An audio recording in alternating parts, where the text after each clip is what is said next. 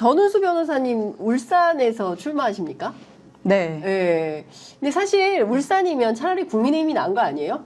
차라리 국민의힘 생각은 못 해봤는데 단 한 번도.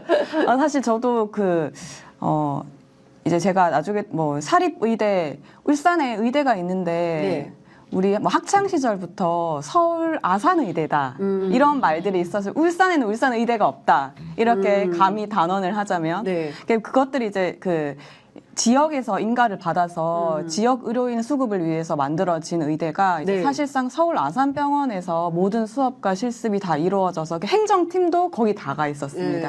그런 부분에서 이제 제가 이제 건강연대랑 손을 잡고 법률 자문부터 이제 시청 토론회, 국회 토론회 하면서 이제 교육부 시정, 그러니까 내려와라. 너희들 내려와라. 한 8개 사립의대 불법으로 지금 편법으로 운영되고 있는 부분에 대해서 내려와라. 그래서 하는 과정에서 제가 뭐 이야기를 나누는데 근데 이거 지역 이거 울산 사람들이라면 환영을 할 수밖에 없는 건데 국힘이나 뭐 국힘이든 민주당이든 그 의원들 현역들이 이거 관심 가지지 않아요? 그러니까 전혀 관심 없어요. 세상에. 저는 그게 되게 첫 번째 너무 논란이에요. 지역 현안인데. 네, 지역 현안인데 울산 의대와의 뭐 관계 또는 이제 아산병원과의 관계 뭐 이런 부분들 때문인지 지역에서는 전혀 관심이 없었습니다. 사실 지역에서는 지역에서 키운 학생들이 이제 지역의 의대에 들어가서 또 다시 지역 의료인들이 나오는 그런 부분들이 굉장히 환영할 만한데 지역 정치가 신경 쓰지 않고 있구나. 또 하나는 저희가 이제 에너지공단에서 상임 감사로 있으면서 사실 굉장히 2년 동안 외부 감사를 정말 많이 받았어요. 외부 감사를 대응하는 팀이었던 것 같아요. 한마디로. 정말 이제 뭐 국조실에 뭐 그러니까 신재생 에너지만, 그러니까 아까 카르텔 얘기하셨는데 태양광 카르텔, 태양광 비리 카르텔, 신재생만 들어가면 이번에 뭐 사업이 9개 없어져 버리고 막 그런 것들이 있으면서 굉장히 무섭다. 이런 경우에 있어서 사실은 방향은 나아가야 되거든요. 그러니까 지적과 문제점이 있을 수는 있지만 그렇다 하더라도 그쪽으로 방향 나아가고 해야 되는 부분이 있는데 이렇게 정권이 하나 딱 변화가 돼버리니까 다 바뀌어버리구나. 굉장히 중장기적으로 봐야 될 부분이 그런 부분. 그리고 정말 결정적인 부분에 있어서 울산에 이제 전 당대표인 이제 울산의 유력 김기현 유력 정치인 김기현 대표님이 이제 당대표로 있으면서 갑자기 그때 기억나시겠지만 서울 김포 편입 뛰었단 말이죠. 그래서 저는 바로 철회할 줄 알았어요. 저거는 말이 안 된다. 일단은 뭐 지형상으로도 말이 안 되지만 어쨌든 울산에서 이제 지금 지역 균형 발전을 외쳐도 모자란 분이 그렇게 하는 것은 좀 말이 안 된다는 생각했는데 그게 이제 당론으로 이제 가면서 지금 조금 이제 법까지 갔다가 이제 정부에서 좀 주춤하는 것 같더라고요. 그런 부분 보면서 지역에서 지역 정치인들이 역할을 제대로 못하니까 오히려 불경 메가시티도 무산돼버리고 특별연합까지 갔었는데도 지자체장 부산, 울산, 경남 지자체장이 바뀌자마자 무산돼버렸거든요. 세상에. 저는 이제 그런 것들에 있어서 목소리를 내야 되겠구나. 아니면 그냥 울산 안에서 갇혀서 살 수밖에 없겠다. 더 나아지는 게 없다라는 생각이 들었습니다. 사실은 이제 울산 지역은 민주당에게 굉장히 불리한 지역이기 때문에 어떤 측면에서 보자면 상당히 어려운 결정이고 쉬운 도전은 아니다. 그런 측면에서는 굉장히 높은 평가를 민주당 안에서 받을 수밖에 없겠다라는 생각이 좀 듭니다. 김용만 이사님께 여쭤보고 싶어요.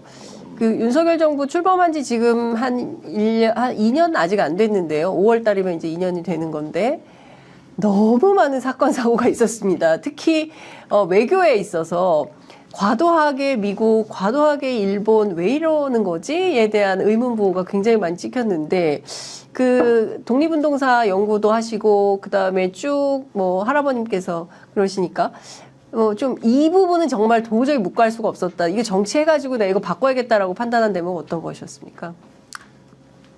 작년 4월에 일본에 대한 윤석열 대통령의 의견을 이제 듣고 참 깜짝 놀랐는데 그런 얘기를 하셨어요.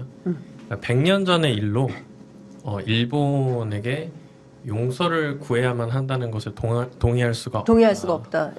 라는 얘기를 듣고 사실 아직까지도 우리가 축구만 봐도 한일전이라는 것에 굉장히 열광하는 이유가 네. 아직까지도 남아있는 상처들이 있다고 저는 이제 생각해요. 아니 제대로 된 사과를 한 번도 안 하잖아요. 그랬죠. 예. 근데 그런 얘기를 이제 우리 대한민국 대통령이 했다라는 것 때문에 네. 이제 정말 많은 논란이 됐었죠. 그러니까 그런 자세가 옳다고 저는 생각되지 않고요. 왜 프랑스의 알베르 까미라고 이제 유명한 작가가 얘기한 것처럼 네.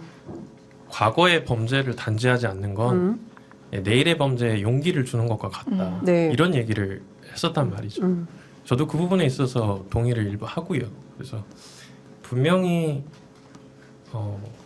아무런 이유도 없이 일본을 싫어할 거는 아니라고 생각해요. 네. 단 과거에 있었던 일들에 있어서는 어느 정도 정리가 되고 우리가 일본과 좋은 길을 걸어갈 거라면 그 위로 가야 된다라는 네.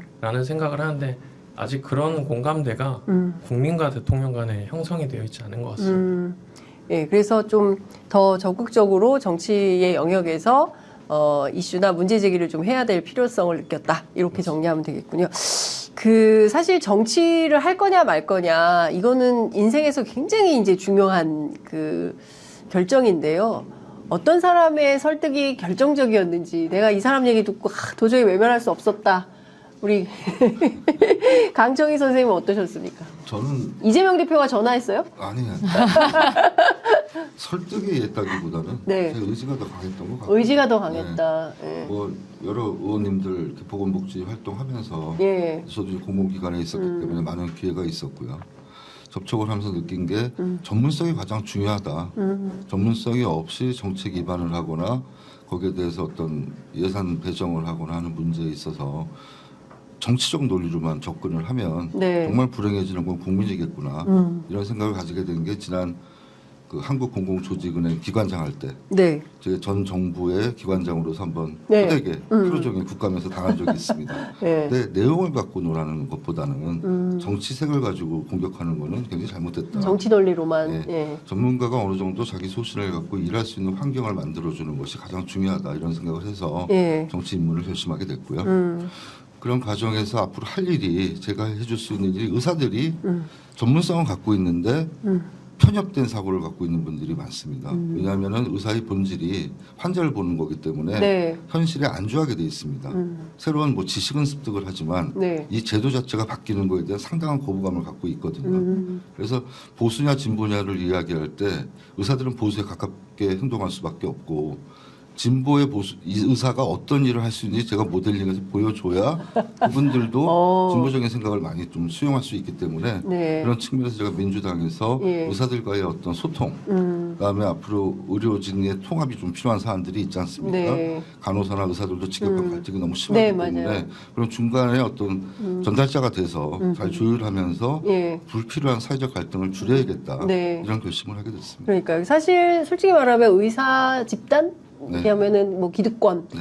그다음에 어쨌든 그 좀 국민의 눈높이에서 보면 굉장히 이기적 결정을 하는 때가 그러니까 의사들의 어떤 이익을 훼손하는 범위에서는 집단 반발하는 걸 너무 많이 봤기 때문에 정서적으로는 아유 의사들 왜 저러나 이런 거부감이 좀 있는 게 사실인데 근데 그런 문제들을 의사 안에서 또 의사 밖에서 이런 업역 간의 어떤 역할 조정을 해보시겠다는 말씀으로 이해하겠습니다.